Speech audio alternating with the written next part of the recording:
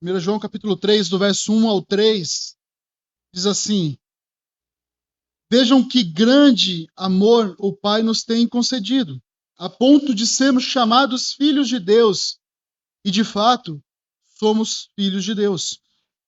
Por essa razão, o mundo não nos conhece, porque não o conheceu. Verso 2, amados, agora somos filhos de Deus, mas ainda não se manifestou o que haveremos de ser. Sabemos que quando ele se manifestar, seremos semelhante a ele, porque haveremos de vê-lo como ele é. E todo que tem esperança nele purifica a si mesmo, assim como ele é puro. Senhor Deus, nós te pedimos a orientação do teu Santo Espírito para compreender a tua palavra, para viver a tua palavra, Deus, aplique ela no nosso coração, que possamos, mais uma vez, sairmos daqui entendendo a tua palavra e vivendo ela todos os dias. Em nome do Senhor Jesus eu te peço. Amém. Meus irmãos, nessa série de estudos que nós estamos fazendo, dessa carta de João, nessa passagem que nós vamos estudar hoje, retorna uma questão que João trabalha muito, que é a questão moral, da conduta moral das pessoas, como um teste de um verdadeiro cristianismo. E ele faz isso nessa carta justamente para apresentar aos crentes que eles são crentes de verdade. E ele faz vários testes para que as pessoas, para que as igrejas pudessem reconhecer que elas são, que essas pessoas são verdadeiramente crentes em Cristo Jesus. Então nós não devemos olhar para a carta de João e achar que João está tentando desanimar os ouvintes. Muito pelo contrário. Ele quer fortalecer, ele quer dizer, olha, se você está vivendo dessa forma, se você compreende, se você ama ao seu Deus, como aqui está descrito, como deve ser amado, então você é crente em Cristo Jesus, se alegre. Aguarde a volta de Cristo, porque um dia ele voltará. E esses testes abordam justamente o caráter moral, a sensibilidade social do crente, a pureza doutrinária. Tudo isso deve fazer parte da vida daqueles que professam ser cristãos. E na passagem de hoje, João vai retornar a esse teste moral. E ele vai falar isso sobre o fato de você ter sido nascido de Deus. Se você nasce de Deus, e não do homem, né, somente, mas nasce de Deus, você pratica a justiça de Deus. E aí ele fala também sobre a segunda vinda de Cristo e essa purificação moral. Tem mais uma parte que ele fala, mas a gente vai ler no próximo estudo dessa palavra, que é a obra salvadora de Cristo e a prática do pecado. E aí nós veremos na próxima semana a respeito desse tema. Mas, meus irmãos, lembre que no verso 29 do capítulo 2, se você vê ali, ele diz: se sabeis que ele é Deus, ou seja, que ele é justo, reconhecei também que todo aquele que pratica a justiça é nascido dele. Então ele chama a igreja a reconhecer que aquela pessoa que pratica a justiça, ela pode também avaliar a sua vida e ver se ela realmente é salva, se ela realmente é filho de Deus. Veja, não é porque você pratica a justiça que você é salvo, mas porque você é salvo, porque você é novo convertido, então você pratica a justiça, você pratica as boas obras. E pela primeira vez, meus irmãos, nessa carta, João ele introduz aqui um conceito de que há pessoas que são nascidas de Deus. E por ser nascidas de Deus, o filho, ele exibe um caráter do próprio Deus. Seu filho, sua filha, os filhos que você terá, eles são características suas. Eles vão agir muitas vezes conforme você age. Por quê? Porque o filho normalmente é a natureza do pai. Nós somos traços dos nossos pais. E isso que constitui a evidência que João fala aqui, que a pessoa é nascida de Deus. Dessa forma, então, os leitores dessa carta de João poderiam discernir aquelas pessoas que são nascidas de Deus e aquelas pessoas que não são. Então, em certo sentido, meus irmãos, Deus, como Criador, ele é pai de todos os homens. Como Criador. Mas quando a gente vê num sentido mais restrito e teológico, Deus, ele é pai daqueles que ele escolheu, daqueles que ele chamou, aqueles que creram em Cristo e receberam. Né? Isso a gente aprende lá em João capítulo 1, 12. Né? Então, João, nesse sentido, ele usa essa expressão nascida de Deus em sua carta justamente para identificar aqueles que são realmente nascidos de Deus. E a gente vai ver um pouquinho mais a respeito desse tema nesses 3 versos que nós vamos estudar nessa manhã. Verso 1, então, diz, acompanha comigo nesse verso, não saia dele que a gente vai fazer uma exposição nesses 3 primeiros versos, tá bom? Então veja que grande amor o Pai nos tem concedido, a ponto de sermos chamados filhos de Deus, e de fato somos filhos de Deus. A palavra vejam aqui preste atenção. Isso aqui é um imperativo que João está escrevendo, está dizendo, olha, vejam, preste atenção, fiquem atentos ao que eu vou falar. E 2 coisas aqui que despertam a admiração de João. Ele quer que os leitores prestem atenção, tenham uma atenção redobrada a respeito desses 2 pontos que João vai falar aqui, que chama a atenção dele. A primeira é a dádiva do amor de Deus concedido a pecadores indignos. Deus concedeu o seu amor a pecadores que não merecem o amor de Deus, que não merecem a graça de Deus. E outra coisa que ele fica admirado aqui é que essa dádiva os transforma. Essa dádiva, não só Deus dar o amor às pessoas, mas essa dádiva transforma essas pessoas em filhos de Deus. Deus poderia só amar e não punir, né, o pecado, deixar eles num cantinho lá, aqui vai ser melhor do que o inferno. Não. Mas Deus não só demonstra o seu amor, derramando o seu amor em nós, mas nos chamando e nos colocando numa posição de filhos de Deus. O grande amor do Pai, ele fala aqui sobre nós. A palavra grande aqui, meus irmãos, ela é usada 6 vezes no Novo Testamento. E ele é sempre, essa palavra, quando ela é usada, ela é no sentido de admiração, de espanto. E agora nós entendemos o que João quis dizer lá em João 3,16. Porque Deus amou o mundo de tal maneira. O foco aqui é nesse amor. Deus amou tanto os seus filhos que ele deu seu filho Jesus para morrer por aquele que nele crê. Não foi por mérito, mas por seu livre e gracioso amor. Aqueles que Deus escolheu recebem esse amor. Veja que ele não diz, meus irmãos, aqui que Deus é amor, mas que ele derramou o amor sobre nós. Ele derramou o seu amor sobre nós. A gente sabe que Deus é amor, é um atributo de Deus. Mas aqui ele quer enfatizar que Deus derramou o seu amor, desse atributo, desse amor, ele derramou sobre nós. Aqueles que Deus escolheu, ele fez justamente isso, derramar o seu amor, demonstrar o seu amor. Prova disso é o entendimento de João aqui, que Deus é o nosso Pai. Meus irmãos, quando se fala Pai, está falando de intimidade, de relacionamento. Como é que você pode chamar de pai alguém que você não conhece? Obviamente, João entende esse relacionamento com Deus, porque ele chama de pai. Veja, meus irmãos, que essa é uma ação vinda de Deus. João olha para Deus aqui e ele vê esse grande amor que ele tem concedido. Ele olha para Deus e fala, veja que amor maravilhoso que Deus tem derramado sobre nós.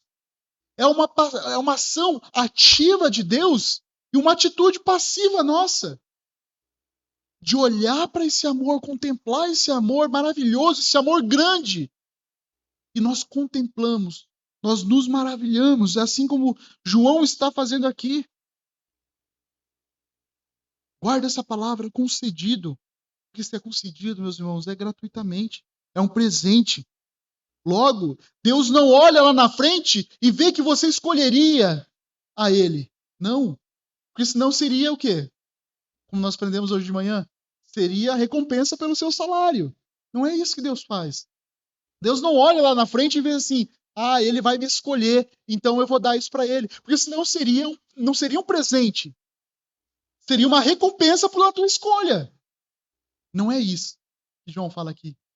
Deus concedeu gratuitamente, ele deu o seu amor a nós. Já não seria presente se fosse uma recompensa pela nossa escolha.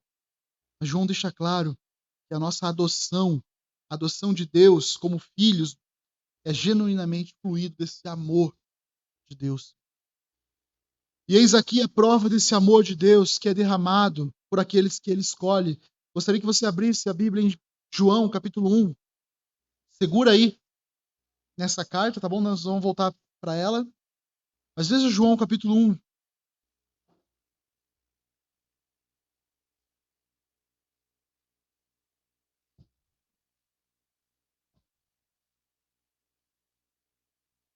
Veja a prova desse amor. Aqueles que Deus escolheu para ser filhos dele. João capítulo 1, verso 12, diz assim: mas a todos o quanto receberam, deu-lhes o poder de serem filhos de Deus, a saber, aos que creem no seu nome, os quais não nasceram, prestem atenção, não nasceram do sangue, nem da vontade da carne, nem da vontade do homem, mas de Deus. Jesus está declarando aqui, meus irmãos, que existe dois tipos de classe, dois tipos de pessoas. Aquela pessoa que é nascida de Deus, e todos nós somos, ou melhor, aquelas pessoas que são nascidas de homens, de carne, que todos nós somos, e aquela pessoa que é nascida de Deus.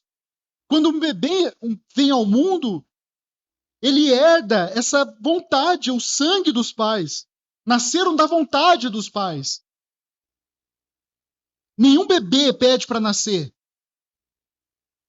Ninguém pede para nascer. Nós somos fruto da decisão de nossos pais.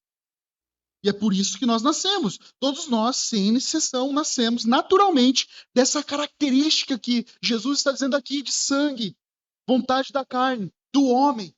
Todos nós nascemos assim. Te pergunto, você pediu para nascer? Não era isso que você sempre dizia para tua mãe quando você estava bravo? Eu não pedi para nascer? Tá aí, você não pediu para nascer. E realmente. Só que o novo nascimento, que Jesus está dizendo aqui, o novo nascimento também não vem de você. O novo nascimento não vem da sua vontade. Jesus está dizendo, não é herdado dos seus pais, ou seja, não é de sangue, não é de homem algum, mas é de Deus. O novo nascimento vem diretamente de Deus. É Ele quem escolhe, é Ele que te faz nascer de novo. Você não pede para nascer de novo. É Ele que te faz nascer de novo. E quando nós nascemos de novo, olhamos para Deus como nosso Pai. Paulo explica isso muito bem em Romanos 8,15. Diz assim: pois vocês não receberam um espírito que os escravize para novamente temerem, mas receberam um espírito que os torna filhos por adoção, por meio do qual chamamos Abba Pai. A partir do momento que nós nascemos de novo, nós olhamos para Deus e dizemos: Paizinho, meu Pai. Se você se sente escravo de Deus, como muitos se sentem ainda hoje, escravos por causa da lei, por causa das coisas que devem ser feitas, logo, não é esse Deus que é o seu pai. Seu pai está sendo a igreja que prega isso, o pastor te coloca um peso escravizador que Deus não coloca, pois vocês não receberam um espírito que os escravize para novamente temerem, mas receberam um espírito que os torna filhos por adoção, por meio do qual nós chamamos Abba Pai. Você nessa manhã está sendo chamado a refletir sobre a sua posição diante de Deus. Onde você está? Qual é a sua posição diante de Deus? Como criatura apenas de Deus? E todos nós aqui somos, né? Ou só isso, ou também são filhos de Deus. Somos conhecidos assim. E aí João fala, e de fato são. Não são só chamados filhos de Deus.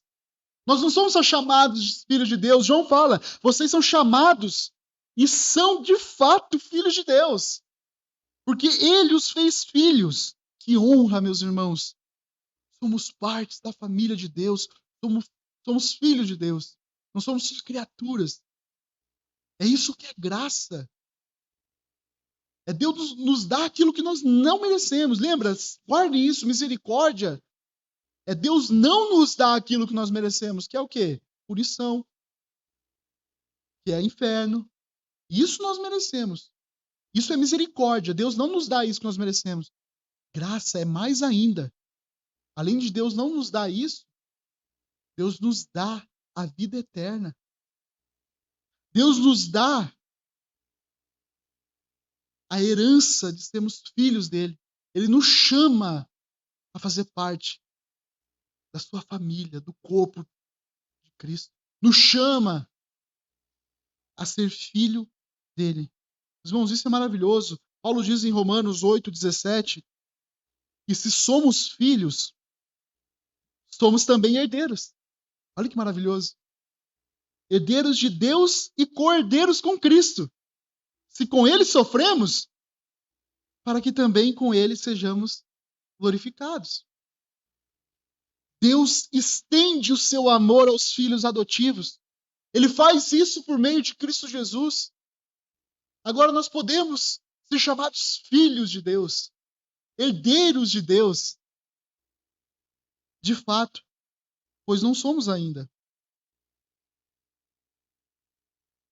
Ou melhor, não seremos ainda, mas somos já. Mesma coisa que ainda vai acontecer. Mas João está falando aqui que nós somos. Já somos filhos de Deus. Pensou nisso, meu irmão? Você não será filho de Deus. Você é filho de Deus. Por essa razão, ele continua. O mundo não nos conhece, porque não o conheceu. Sabe, meus irmãos, às vezes nós olhamos para nós e nem sempre nós vemos diferença, às vezes, com outras pessoas no mundo. Mas João fala aqui que o mundo, ele sente imediatamente essa diferença. Ele olha para os crentes e vê eles alheios a eles. O mundo deve perceber nitidamente a diferença do crente para com o mundo. A razão do mundo não conhecer, João fala aqui, é porque não conheceu a Deus. A razão do mundo não gostar dos crentes é porque eles não conhecem a Deus. Lembre-se, meus irmãos, mais uma vez, a gente já disse isso algumas vezes na carta de João, o conhecer aqui é experimental, é relacional, é intimidade. Muitos vão dizer que já ouviram falar de Deus, mas na verdade nunca tiveram esse relacionamento com Ele. Relacionamento esse que envolve confiança, entrega total apenas a Cristo, fazendo Jesus o Senhor e Salvador da sua vida.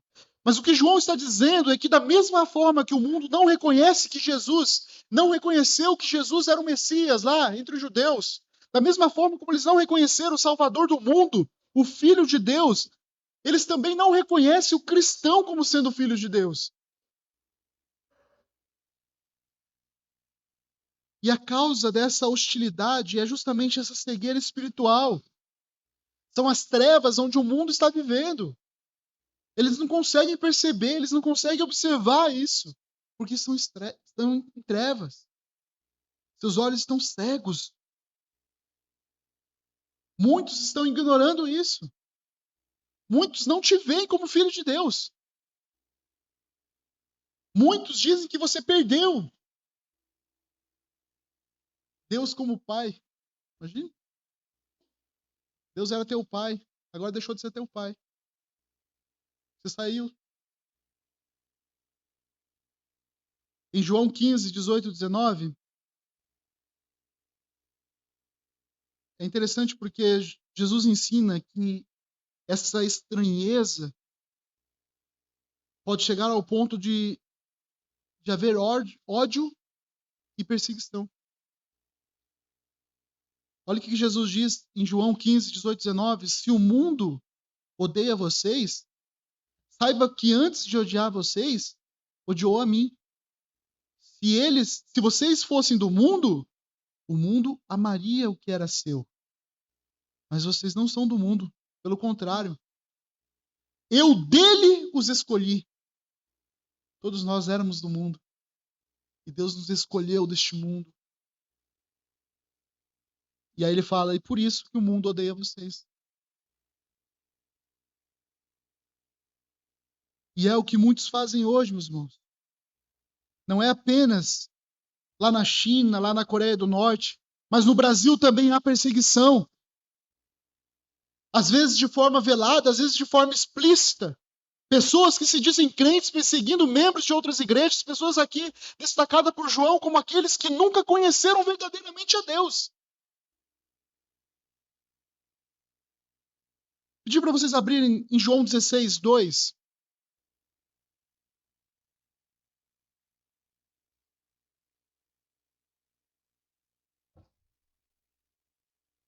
João capítulo 16, verso 2 ao 3. Jesus está falando desses perseguidores.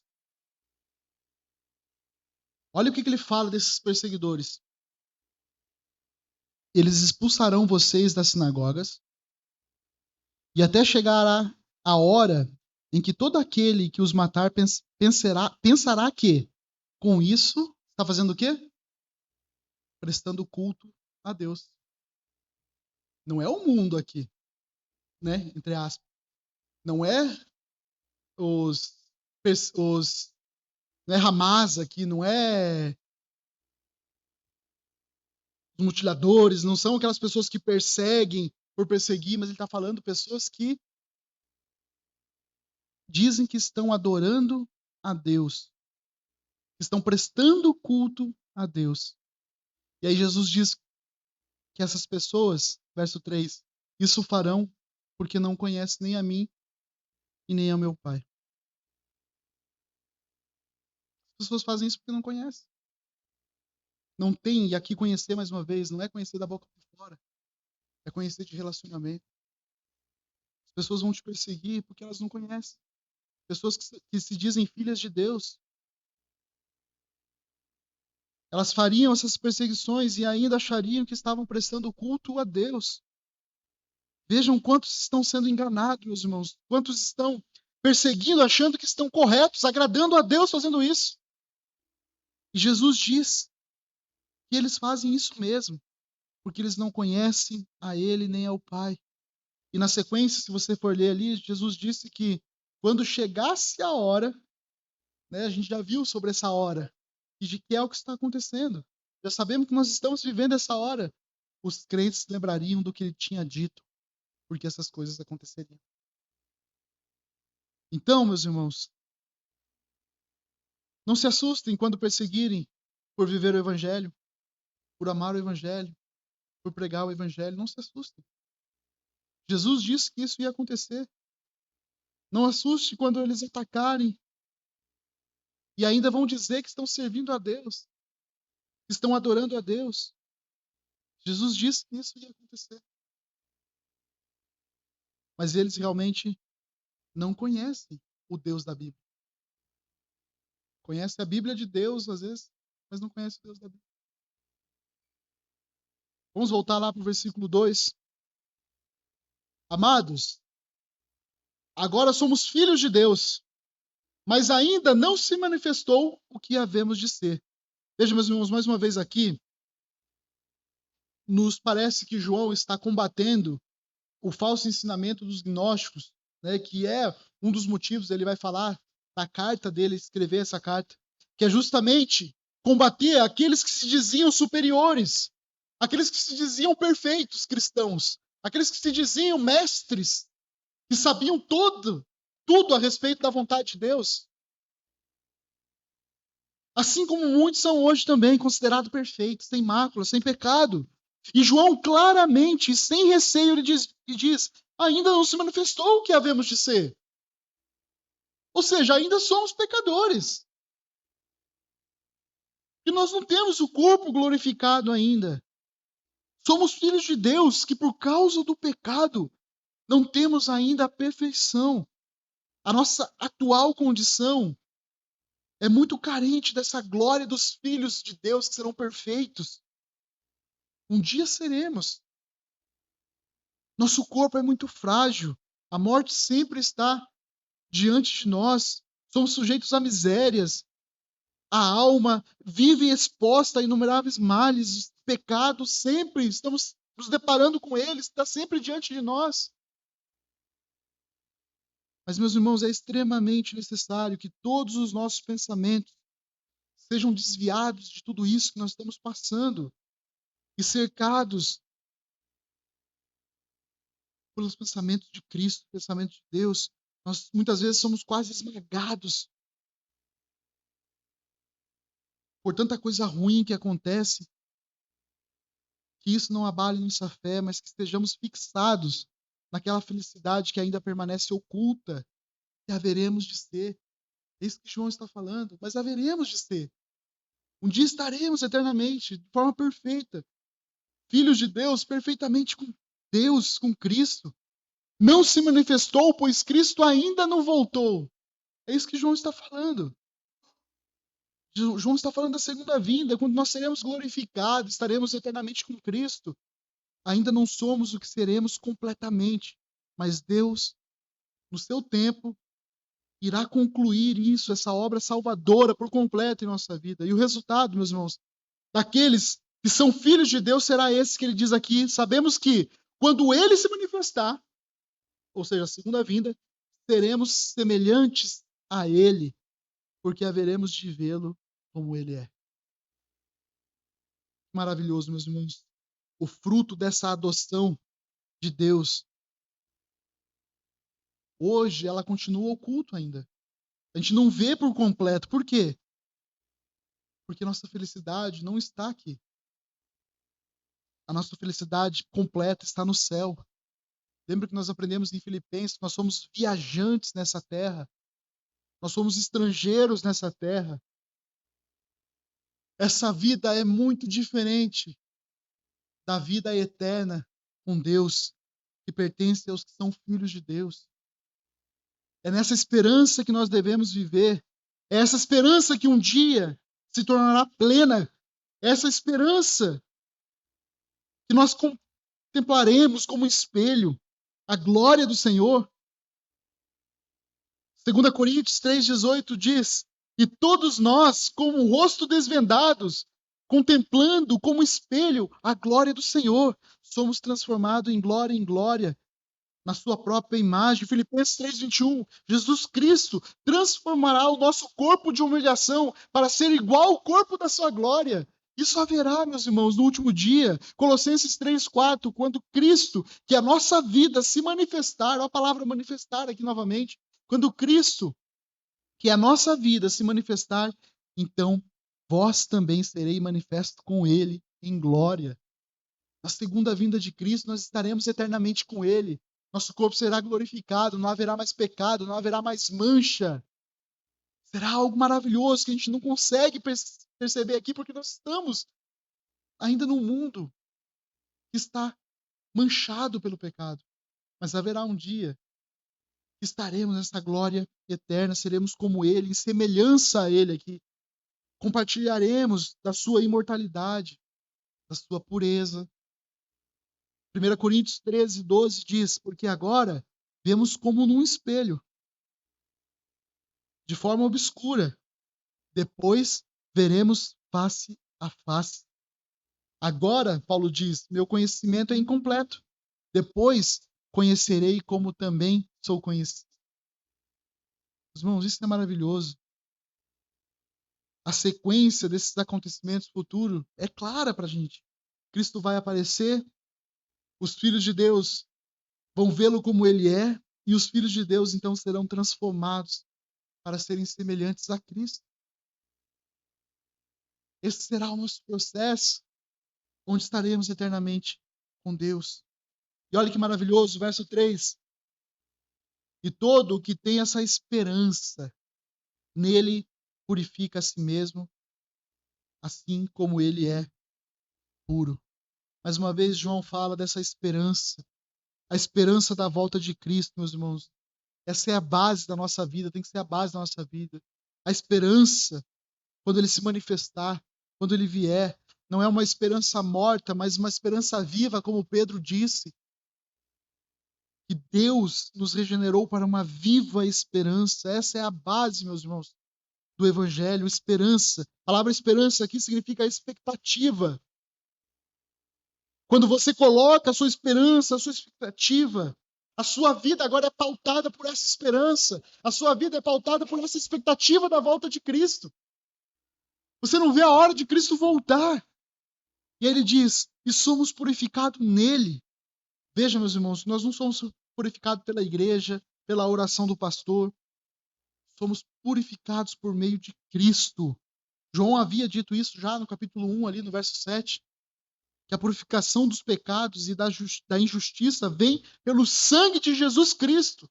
Quando nós confessamos sinceramente os nossos pecados a Deus, é assim que nós somos perdoados, é assim que nós somos purificados pelo sangue, exclusivamente pelo sangue de Cristo. Se nós vivemos uma vida pensando, eu serei semelhante a Ele, como nós vimos aqui no verso anterior, então desde já, eu não posso tolerar nada em mim que seja sujo, que seja sombrio, que não combine com a pureza de Deus. Por quê? Porque Deus é a referência de pureza perfeita. E é Ele que é o nosso espelho. A Bíblia diz que Cristo é o espelho que nós devemos olhar e ser. Nós devemos ser espelho de Cristo aqui. Se você deixa de pecar por causa da sua vergonha, com relação à sua família, para que a sua família descubra, ou que o pastor da igreja talvez te discipline, está sendo purificado por coisas vãs, né? Se é que está sendo purificado. Mas nós somos purificados somente por Cristo, é Ele que nos purifica. Qualquer tipo de purificação que as pessoas buscam por aí, né? Estou procurando ser puro, que não é por meio de Cristo, isso definhará, acabará. Porque não tem a purificação sólida que deve ser. Quando nós somos purificados em Cristo, deixamos de amar o pecado, lutamos contra ele. Aquilo que fazia e que nos fazíamos pecar, que a gente fazia sem preocupação, agora nos incomoda, pois estamos em Cristo. E a purificação nele exige justamente esse ódio, esse combate contra o pecado. A nossa referência, meus irmãos, sempre será Cristo, assim como ele é puro. Quando você estiver em dúvida sobre o que você deve fazer diante de uma situação complicada, uma decisão que você precisa tomar, olha para Cristo. Ele é a sua referência. Ele deve ser a sua referência. Ah, meu patrão pediu para eu mentir. Olhe para Cristo. Não olhe para o que seus pais vão pensar sobre isso, o que a igreja vai pensar sobre isso, mas olhe para Cristo. Ele é o padrão da pureza, no qual todos nós devemos ter como espelho. No nosso namoro, olhe para Cristo como padrão de pureza antes de tudo. Não olhe para os seus pais, para a vergonha que talvez você vai sentir com os seus pais, mas olhe para Cristo, para Deus, no seu relacionamento, no seu casamento, no seu relacionamento com seus filhos, no relacionamento com seus pais. Meus irmãos, essa foi a reação de Davi, quando ele percebeu que ele tinha pecado, cometido adultério, pecando ali contra Urias, contra Batseba. Mas aí ele escreve Salmo 51, lá no verso 4, ele diz, pequei contra ti, Deus. Foi contra o Senhor que eu pequei. Eu pratiquei o mal que tanto reprovas. Diante dessa situação, Davi olha para Deus, fala, pequei contra ti antes de tudo. Foi contra o Senhor que eu pequei. É contra Deus antes de tudo. Nosso pecado é uma ofensa a Deus, ao caráter de Deus, à santidade de Deus. 2 Coríntios 7:1 diz, portanto, meus amados, tendo tais promessas, purifiquemo-nos de toda impureza, tanto da carne como do espírito, aperfeiçoando a nossa santidade no temor de Deus. Efésios 4:22 diz, quanto à maneira antiga de viver, vocês foram instruídos a deixar de lado a velha natureza, que se corrompe segundo os desejos enganosos, e se deixar renovar no espírito do entendimento de vocês, e se revestir da nova natureza, criada segundo Deus, em justiça e retidão procedente da verdade. Meus irmãos, essa purificação é realizada somente por meio de Cristo em nós, mediante ao quebrantamento, arrependimento, confissão de pecado, o afastamento contínuo do pecado, da sujeira. É isso que João vai falar a partir dos próximos versos que nós vamos estudar na próxima semana. Nós somos chamados a viver uma vida de esperança, a esperança da volta de Cristo. Nós somos chamados a viver uma vida de humildade diante de Deus. Por quê? Porque um grande amor Deus tem concedido àqueles que Ele escolheu. E não só o amor Ele tem derramado sobre nossas vidas, mas como tem chamado-nos filhos de Deus. E se nós somos filhos de Deus, nós temos que nos adaptar a nossa vida à característica daqueles que são filhos de Deus. Apenas para concluir, pessoas que professam o cristianismo, mas levam uma vida mundana, estão falhando nesse teste moral que João está destacando aqui. Está indicando possivelmente que há algo radicalmente errado no seu relacionamento com Deus, porque não está em consonância com o nosso Deus. Filhos de Deus não podem viver no pecado. E é assim que nós podemos conhecer os verdadeiros filhos de Deus. Eles vivem na expectativa da volta de Jesus, preparando, vivendo a sua vida mediante essa limpeza, essa purificação diária de Cristo. Ele sabe que Jesus é puro, que o Senhor é puro. Então deve amar a pureza, buscar a pureza. Portanto, agrada ao Senhor nos prepararmos para esse maravilhoso encontro, o dia da sua volta, o dia que estaremos eternamente com Ele.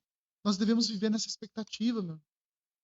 Não viva na expectativa do amanhã, do que você vai comprar amanhã, o que você vai ser amanhã.